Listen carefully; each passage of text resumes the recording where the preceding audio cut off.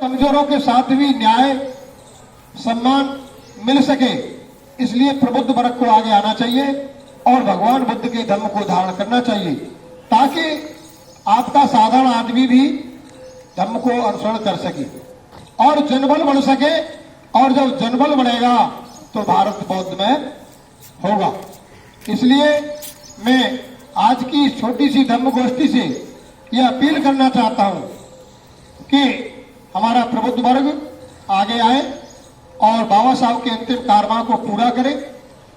और साथ ही साथ में जनता से भी अपील करूंगा कि चुनाव में जो रिजर्व सीटों पर जो लोग आते हैं चुनने के लिए, आपको बाबा साहब ने वोट का अधिकार दिया है। अपने वोट के अधिकार से अपना प्रतिनिधि चुनते समय इस बात का ध्यान रखें कि ये तुम्हारा जो प्रतिनिधि है वो किसी भी पार्टी से आया हो, क्या वो उसके जीवन में धर्म का अनुसरण करने वाला है, भगवान बुद्ध के धर्म को मानता है, क्या उसने अपने बेटी बेटाओं का विवाह बुद्ध रीति से किया है, क्या वो अपने घर में बुद्ध धर्म के संस्कार करता है, क्या बौद्ध तीर्थ स्थलों पर जाता है, क्या बाबा साहब के धर्मभूमि या जन्मभूमि पर कभी गया है। ये आपको परख करनी है। जिस नेता के जीवन में धम्म हो, उसने धम्म को धारण किया हो, उसकी जानकारी करें, क्योंकि नेता आपके क्षेत्र का ही होता है, एमएलए एमपी आपके क्षेत्र का ही होता है, वही कानून बनाते हैं, वो आपके प्रतिनिधि होते हैं। इसलिए उस नेता के बारे में जानकारी करें। वो गरीब हो सकता है, कोई बात नहीं है, लेकिन वो धम्म का अनुसरण करने वाला है। अगर उसके जीवन में धम्म का अनुसरण करने वाला है और वो अगर आपका एमएलए एमपी बनेगा, आपका नेतृत्व करेगा, तो आपके धर्म का संरक्षण करेगा। वो पार्लियामेंट में और आपकी विधानसभा में आपकी आवाज को बुलंद करेगा, धर्म को संरक्षण की बात करेगा और जनता भी उसका अनुसरण करेगी। इसलिए नहीं जाति से मन जोड़ो। बाबा साहब डॉक्टर अम्बेडकर ने भगवान बुद्ध के धर्म को आगे बढ़ाते हुए जातिवीय समाज की संरचना का संकल्प लिया था। इस देश में जाति व्यवस्था का सबसे पहले अगर विरोध करने वाले कोई थे तो भगवान बुद्ध थे। उन्होंने जाति व्यवस्था को समाप्त किया, उन्होंने विषमतावादी व्यवस्था को खत्म किया, सभी लोगों के लिए समता, न्याय, बंधुत्व, करुणा और मैत्री का संदेश भगवान बुद्ध ने दिया। उसी बात को बाबा साहब डॉक्टर अम्बेडकर ने ध्यान में रखते हुए भारत को पुनः अखंड, संपन्न, सशक्त, समृद्ध बनाने के लिए भारतीय संविधान में भगवान बुद्ध के धम्म को समाहित किया और जातीय समाज के लिए बुद्ध धम्म दिया।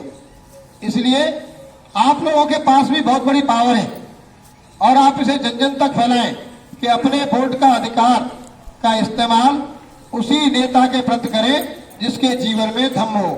अगर धम्म विहीन नेता अगर आपका नेतृत्व करेगा तो वो भोगी हो सकता है, सत्ता भोगी हो सकता है, संपत्ति भोगी हो सकता है और भी विलासिताओं का भोगी हो सकता है, लेकिन धम्म अनुयायी नहीं हो सकता। जब नेता आपका नैतिक नहीं है, धम्म उसके जीवन में नहीं है, तो वो सर्व कल्याण की बात सोच ही नहीं सकता। वो अपनी अट्टालिका बनाता रहेगा, वो अपनी कोठी बनाता रहेगा।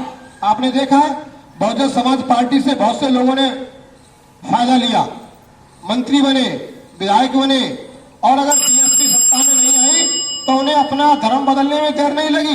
जो लोग कभी जय भीम और नमो बुद्धा कहते नहीं अघाते थे, सबसे बड़े अच्छे अनुयायी बनते थे, आज उन्हें मंदिरों में घंटा बजाते हुए देखा जा सकता है। जब बीजेपी की शरणागत हो गए तो अपनी सभ्यता संस्कृति को भी भूल गए, क्योंकि वो लोगों के अंदर धर्म नहीं था, वो लोग टिकाऊ नहीं थे। इसलिए आप लोगों की भी जिम्मेदारी है कि हमारा नेता टिकाऊ हो, बिकाऊ न हो। कैसे? सभ्यता संस्कृति से। संस्कार मनुष्य का संपत्ति से ज्यादा पीछा करते हैं। संपत्ति आपका साथ छोड़ सकती है, आपकी पति पत्नी आपका साथ छोड़ सकते हैं, आपका बेटा बेटी आपका साथ छोड़ सकते हैं, आपके मित्र आपका साथ छोड़ सकते हैं, लेकिन संस्कार कभी आपका साथ नहीं छोड़ते। ये संस्कार ही हैं जो जन्म जन्मांतर पीछा करते हैं। इसलिए आपको ये देखना है कि हमारा नेता संस्कारवान हो। हमको संस्कार ग्रहण करने, और संस्कार कहां से ग्रहण करने?